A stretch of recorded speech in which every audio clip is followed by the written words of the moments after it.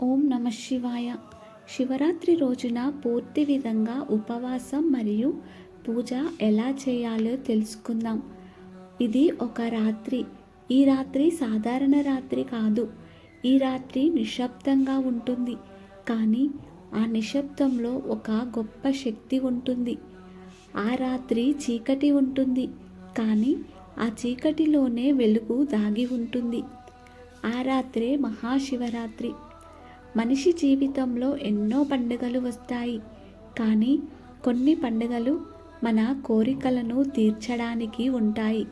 కానీ శివరాత్రి మాత్రం మనల్ని మార్చడానికి వస్తుంది. శివరాత్రి అనేది కేవలం ఒక తేదీ కాదు. ఇది ఒక స్థితి. ఇది ఒక మార్పు. ఇది మనసు నుంచి మలినాలను తొలగించే ఒక ఆధ్యాత్మిక స్థానం. శివరాత్రి రాకముందు రోజు నుంచే మనలో ఒక ప్రత్యేకమైన భావన మొదలవుతుంది. ఇంటి పనులు చేస్తూ ఉన్న మనసులో మాత్రం ఒక ప్రశాంతత ఉంటుంది.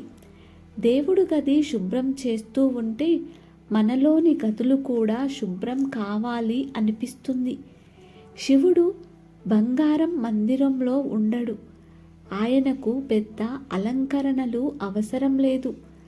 ఆయనకు కావలసింది ఒక పవిత్రమైన హృదయం మాత్రమే. అందుకే శివరాత్రి ముందు రోజు మనం ఇంటిని శుభ్రం చేయాలి. దేవుడి గదిని శుభ్రం చేయాలి. కానీ అంతకంటే ముఖ్యంగా మన హృదయాన్ని శుభ్రం చేయాలి. ఎవరితోనైనా మనస్పర్ధలు ఉంటే వదిలివేయాలి. ఎవరైనా మనల్ని బాధ పెట్టినా క్షమించాలి.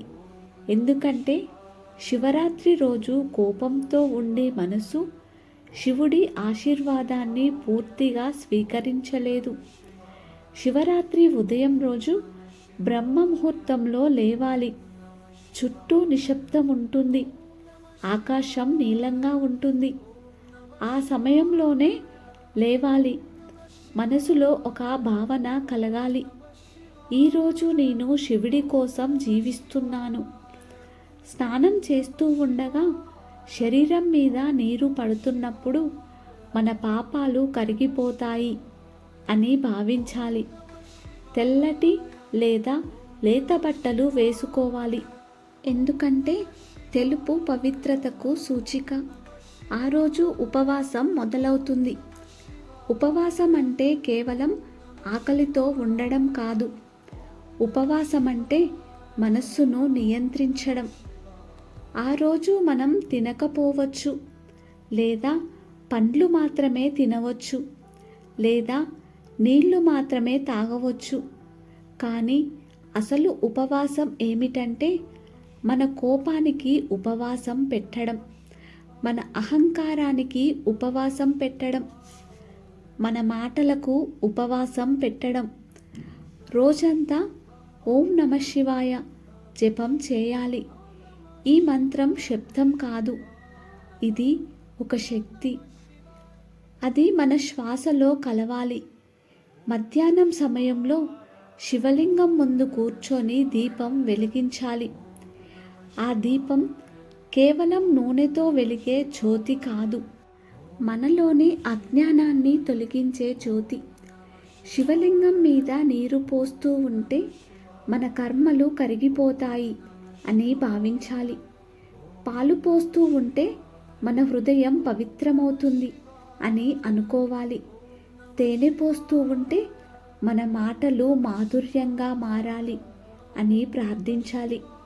బిల్వదళం అర్పించేటప్పుడు మన 3 గుణాలు సత్వ, రజస, తమస ఇవన్నీ శివుని పాదాల దగ్గర ఉంచుతున్నాం అని భావించాలి. సాయంత్రం అయ్యాక ఆకాశం చీకటిగా మారుతుంది. అదే సమయంలో మనలోని చీకటిని వెలిగించడానికి శివరాత్రి రాత్రి మొదలవుతుంది. ఈ రాత్రి నిద్రపోకూడదు. ఎందుకంటే ఈ రాత్రి శివుడు ధ్యానంలో ఉంటాడు. మనము ధ్యానంలో ఉండాలి. రాత్రి నిశ్శబ్దంలో ఓం నమ శివాయ జపం చేస్తూ ఉంటే మన శ్వాస శివుడితో కలిసిపోతుంది. శివరాత్రి రాత్రి 4 భాగాలుగా ఉంటుంది. ప్రతి భాగం ఒక అంతర్గత శుద్ధి. మొదటి భాగం శరీర శుద్ధి, రెండవ భాగం మనసు శుద్ధి, మూడవ భాగం బుద్ధి శుద్ధి, నాలుగవ భాగం ఆత్మశుద్ధి. జాగారం చేస్తూ ఉండగా శివతాండవ స్తోత్రం చదవండి, లింగాష్టకం చదవండి. లేకపోతే కేవలం శివుని రూపాన్ని చూసుకుంటూ కూర్చోండి. ఆ రాత్రి మీరు ఏడుస్తే ఆ కన్నీళ్ళు పాపాల్ని కడుగుతాయి. మీరు మౌనంగా ఉంటే శివుడు మీ మనస్సుతో మాట్లాడుతాడు. శివుడు భయంకరుడని అంటారు, కానీ నిజానికి ఆయన భయాన్ని తీసివేసేవాడు. ఆయన కాలాన్ని కూడా అధిగమించినవాడు. కాబట్టి శివరాత్రి రోజు రాత్రి మన జీవితంలో కాలాన్ని మార్చే రాత్రి. ఉదయం సూర్యుడు ఉదయిస్తాడు. ఈ సూర్యుడు కేవలం బయటే కాదు, మనలో కూడా ఉదయిస్తాడు.